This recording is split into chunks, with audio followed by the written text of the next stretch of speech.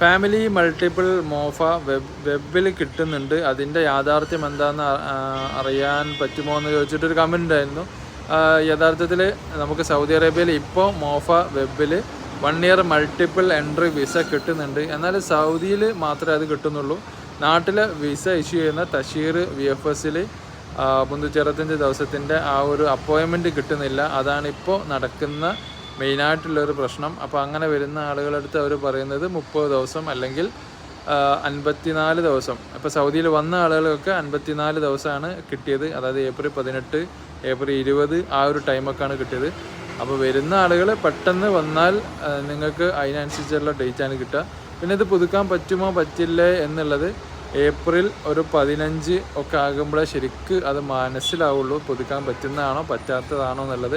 എന്താണെങ്കിലും ഒരാഴ്ച സമയം ഉണ്ടാവും. അതിൻ്റെ ഉള്ളിൽ ടിക്കറ്റ് എടുത്ത് അങ്ങനെ വരുന്ന ആളുകൾ പിന്നെ റിട്ടേൺ വരേണ്ടി വരും.